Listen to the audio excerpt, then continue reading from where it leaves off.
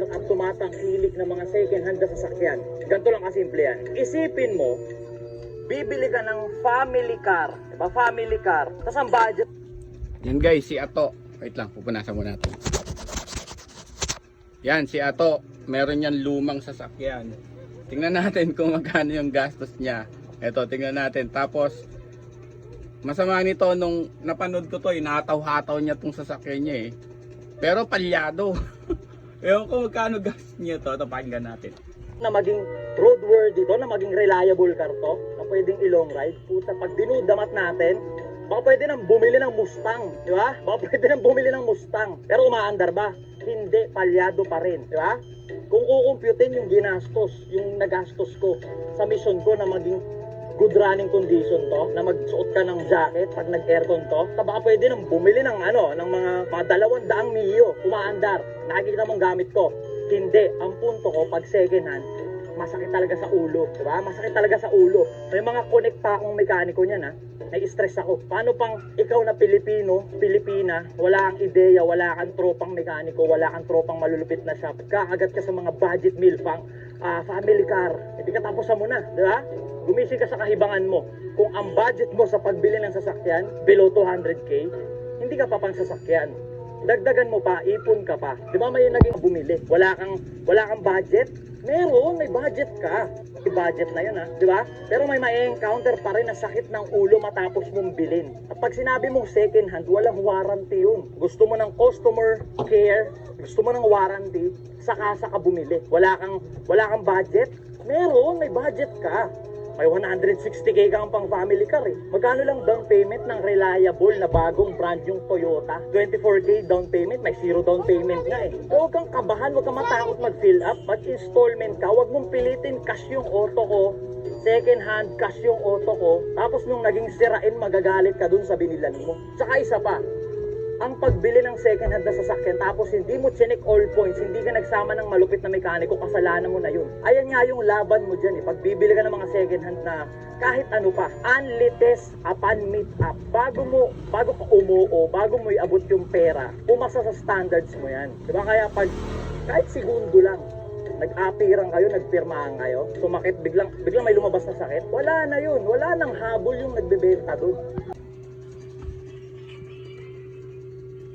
Mo below 200,000. Family car below 200,000. Take note, 2024 ngayon ha. 2024 ngayon. Budget mo below 200,000. Family car. Hindi ka ba naman naengot? Nag-umpisa kasi yung issue nung may nakabili sa kanya ng family car, 160k. Family car, 160k. Bilang Pinoy na nag-iisip ng tama, ang budget mo sa family car, 160k. Pamilya mo yung isasakay mo doon. Para may idea ka lang, yung NMAX na brand new, 155,000. Bumili ka ng sasakyan na ang halaga, halos kapresyo lang ng motor. Safety ng pamilya mo, kasi na family car eh. Safety ng pamilya mo yung nilagay mo sa kompromiso. Dahil lang nagpumilit kang magka-auto or magkasasakyan. Bumili ka ng 160k na family car, tas nung tumirik, nung naging palyado, hindi ka magalit sa sarili mo. Family car, budget mo 160k. Yung mga professional nga dyan sa TikTok na mga racing na driver, pag tinanong mo, boss, any suggestion, pang daily na sasakyan, na pwedeng iangkas ang pamilya. Ang budget ko, boss, 500k. Magsasuggest sila ng 300,000 na sasakyan. Tapos yung sukli mong 200k, iaalat mo yun. Sa pampayos. Iaalat mo sa pampayos. 200k, iaalat mo yun para sa mga mai-encounter mong sira. Matapos mong bilhin yung second hand na sasakyan. Sa madaling sabi, ang pagbili ng second hand na sasakyan na hindi palyado, good running condition, matapos mong bilhin, sobrang tsamba nun. Sobrang once in a blue moon nun. Diba? Ngayon maghahanap ka family car, 160k, good running condition. Ita-travel goals kayo, ibabagyo goals kayo, i-LU kayo, i-Ilocos kayo, ibibicol kayo. Walang ganon. Sasakyan na lang. Wala nang ipapakayos. 160k, family car, budget meal. Walang ganon. Sa lahat ng Pinoy dyan na tumatangkilik ng mga naglalabasang budget meal na sasakyan dito sa internet, dito sa Facebook. Tigil yung kahibangan nyo. Walang below 200,000 na sasakyan na good running condition, tas matapos mong bilhin, wala kang mai-encounter na sira. Meron, pero tsambahan. Pag may nabili kang sasakyan ganun. Di ba?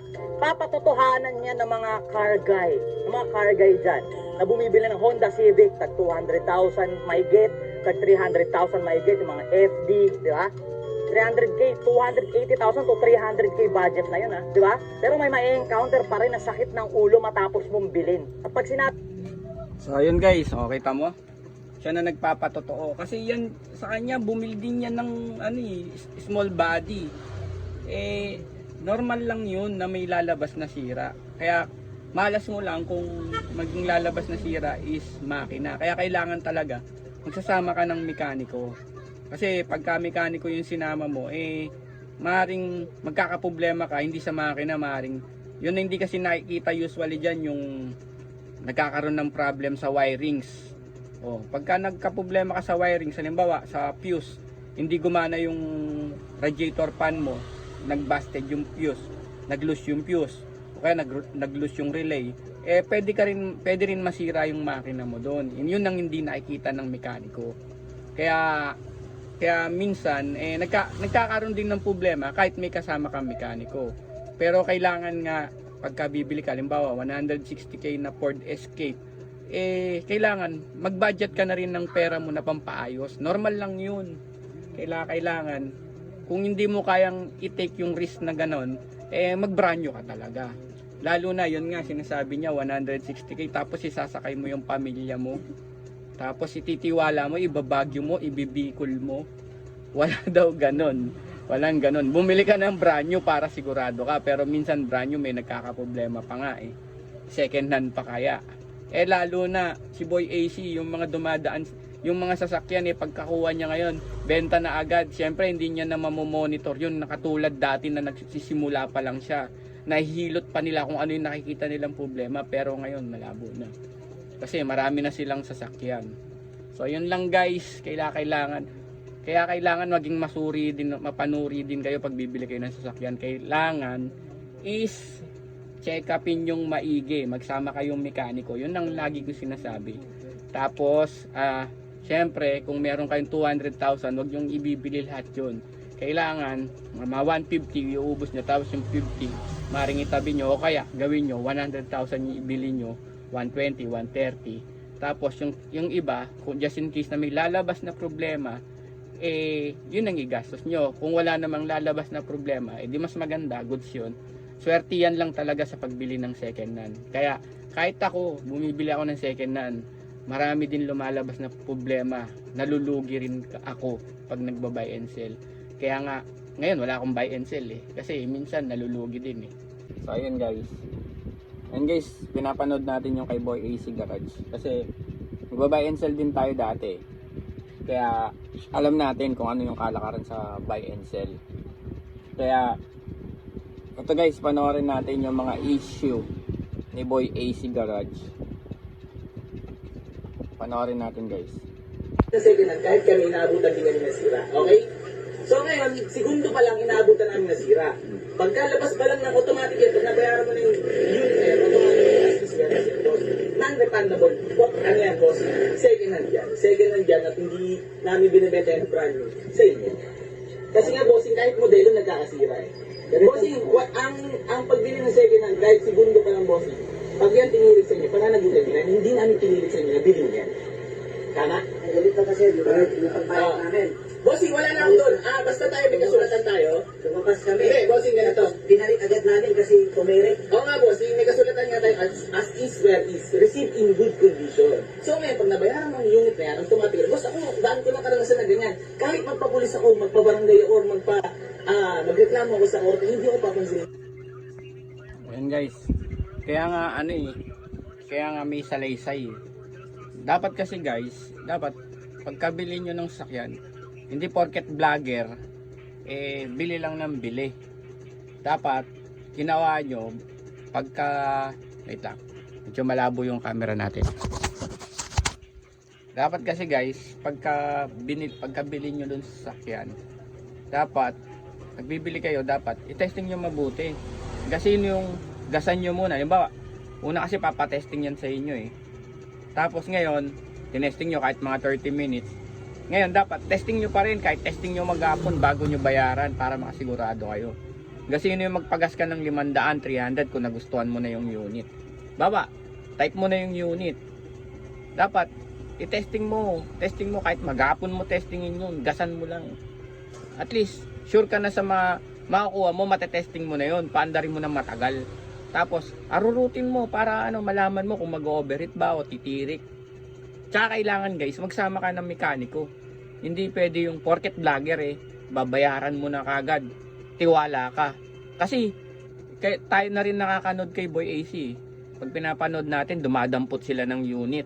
Siyempre, hindi naman nila matitesting yan ng sobra-sobra kasi ang dami nilang pambenta O tapos, minsan, inaabot din sila sa daan. May mga vlog siya na tumitirik din, nag-overheat sa kanila yung naabot. Kaya hindi natin sila pwedeng habulin kung halimbawang nakabili tayo ng second hand sa kanila tapos tinirik tayo, paglabas lang natin. Dapat bago nyo binayaran yung unit, dapat tinest nyo mabuti. Dapat ganun. Hindi porket vlogger tiwala ka na kagad na hindi natitirik. Kasi pag second hand, di natin alam talaga kung kailan bibigay yan Lalo na may salaysay kayo. May salaysay kayo na as is where is. Binayaran nyo kagad. Dapat check nyo mabuti yung unit. Ganun lang kasimple yun. Kasi pagka once na nabayaran mo na yan, nakapagsalaysay na kayo na as is where is, wala ka nang habol kahit magpabarangay ka pa, kahit magpapulis ka pa. Unless kung yung si Boy AC sige, pagawa ko na lang ganito ganyan o ako na bala, yung parang ganon. Hindi, kaya lang depende kasi rin yan sa seller. Meron mga seller na limbawa na tawag nito pagka ganon yung nangyari, minuto pa lang o paglabas nyo pa lang tumiring na kayo, tutulungan kayo. Depende yan maaaring si Boy AC maaaring busy rin siya, kaya marami rin siyang senaryo na nangyari sa kanya na ganon. Tapos tinetext niya yung binibilan niya, hindi na siya pinapansin. Kaya kung ano yung kung paano niya nakuha yung unit, ganun din niya binebenta. Pero kay Boy AC sana pinapaliwanag niya dapat sa inyo na ganun bago niyo binayaran. Pero yung kasing as is where is ano na talaga yun kumbaga as is na yun kumbaga no warranty na yun pagka nilabas niyo yung unit, hindi kayo nakauwi, pananagutan nyo na yun. Pero dapat ginawa nyo gumawa kayo ng salaysay na pagka inuwi namin ito, hindi kami nakauwi, nagka-problema sa daan, pananagutan pa rin ni Boy AC. Dapat ganun ang ginawa nyo. Pwede yun kasi meron din ako naging buyer dati na ganun sinilagay namin sa kasulatan, pagka in-overheat ako ng unit na to at tumirik, pwede kong ibalik. Ganun yung naging namin dati. Pero dapat ganun, kailangan matalino kayo. Hindi porket sikat pagbili nyo masyado kayong tiwala. Dapat hindi ganun guys. Tapos ito pa, meron pang isa na umahabol kay Boy AC na ilang days lang nasira na yung Ford. Tapos ito po, may ginagawa tayong Mazda ngayon dito sa Mazda naman, Mazda. Kabibili lang nila ng Mazda nila 7 days pa lang. Ngayon paglabas pa lang daw nila nag-overheat. Tapos binalik nila sa binila nila kay Boy AC Garage daw dito sa may General Trias harap ng So nung tiningnan ko kanina kasi ayaw na tanggapin ng shop ng binila nila, ito na naging resulta ng langis niya, sobrang itim na, nag-blue-bay na yung makina. So ang nangyari Yun. So yun guys, napanood nyo. Nag-blue-by daw yung makina. Pagka alam ko to, pag pinanood ko pa ng gusto to, baba yung makina. O kaya palit makina. Kailangan kasi pagka bibili, kailangan magsama ng mekaniko. Pero minsan kasi hindi lahat din kayang matingnan ng mekaniko. Ang pwedeng gawin, lalo na pagka medyo mataas na yung price, dapat pwede yung paanda rin ng matagal. Kaya lang ito 7 days bago bumigay Siyempre pag 7 days kasi hindi natin alam yung mga pumapalya doon na pyesa. Maring pumalya yung wirings nung pan, magbo-blue by talaga yun, mag-overheat yun. Hindi kasi natin masasabi o kaya maraming daga doon sa pinaradaan nung bumili. Tapos nginat-ngat, hindi na gumana. O hindi kasi natin masasabi, kaya ang pagbili ng second hand kasi talaga is as is where is. Ibig sabihin nun, pag binili mo na, cargo mo na yon. Kaya mas maganda talaga pagka bago mo siya bilhin, kailangan testing mo ng mabuti. Kasi kung lahat ng binenta ni Boy AC hindi naman, lalo na yung mga low budget, halos kalimitan doon sigurado ako may issue. Pag sinabing walang issue, imposible yun. May mga issue yon, pero pwede naman gawin. Kasi pagka yung lahat ng second hand ipapaayos mo lahat yung issue, kung buy and sell ka, hindi ka nakikita. Mas malaki pa yung gagastusin mo about sa mga issue. Kalimitan ganun. Pero kung hindi ka maselan, hindi ka naman maselan, gusto mo gas and go lang, tapos okay naman yung makina, no issue talaga yon. Ganun yung pagbili ng second hand. Kaya payo ko lang sa inyo guys, pag bibili kayo ng second hand, kailangan handa kayo sa pwedeng mangyari. Kasi halimbawa ako buy and sell ako, nakabili din ako ng unit na itinirik ako, na hindi ako pinansin nung pinagbilan ko. Kasi nga, ang kasulatan namin is as is where is. Hindi lang isang beses. Marunong na akong tumingin yan, ha. Hindi kasi natin hahawak yung second hand kung ano yung magiging problema. Kasi nung kumuha ko, tiningnan ko, okay naman. Pero nung tinakbo ko na ng nakalayo na, dun na lumabas yung sira. Kaya, na yun kumbaga, pagkabili na natin is, sa madaling salita kailangan, pag bibili tayo ng sasakyan, pag nabili na natin yun parang binili na rin natin, pati yung mga sira. Kaya, pag bibili tayo ng second hand, kailangan, suriin natin maigi, mas maganda, gasan natin. Paandarin natin ng matagal, tapos i-testing natin, road test natin. Kahit na mainis na yung seller, kasi pwede mong sabihin na, itong perang pinambili ko na to, matagal ko to inipon, matagal ko to pinagandaan, dugot pawis bago ko naipon to. Kaya pag binili ko ng sasakyan to, kailangan siguraduhin ko rin na hindi papalpak. O ganun lang, gasino yung gasan mo ng 300, 500 matagal-tagal na yun, medyo malayo-layo ni tatakbo yun. On mo lahat, pati aircon on mo, tas biritin mo, idaan mo sa mga lubak para maalog-alog. Kapag maalog-alog kasi, kung may mga naglulus na parts, magpapakita yon.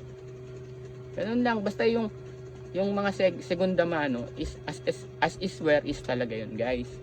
Kaya wala tayong magiging habol, lalo na may kasulatan. Hindi pwedeng swerte nyo na lang bumili kayo walang kasulatan, ayun talaga may habol kayo doon. Pero pag may kasulatan kayo na as is where is, no warranty talaga. Ang mali lang talaga ni Boy AC is yung nung tumirik, sinabi niya sisindihan mo, yung taga Isabela yata yon. Maling-mali yon. Kailangan din kasi si Boy AC kasi medyo parang hindi niya na control yung sarili niya. Kaya kailangan maging mahinahon pa rin siya, lalo na yung pagpapaliwanag na parang galit. Kahit normal lang sa kanya, kailangan matutunan niya yung mahinahon, makipag-usap. Kahit ako, ganun din ako dati. Pero sa haba ng natutunan natin, guys, kailangan matuto tayong mag-explain, magpaliwanag. Yun. Pero kung galit talaga yung customer, syempre, minsan, magagalit din tayo. Tataas din tayo ng boses. Normal lang yun kasi tao lang tayo. Tsaka, wala rin perfecto sa ating mga tao, lalo na nagbabay and sell tayo. Hindi natin mape-perfect yung mga babibenta natin. Isang mali, dalawang mali, lahat. Minsan makikita ng tao, mali na lahat yon. Kaya, yun lang payo kay Boy AC, kailangan maging matalino siya at marunong siyang mag-alaga ng tao, lalo na sikat siya. Yun lang.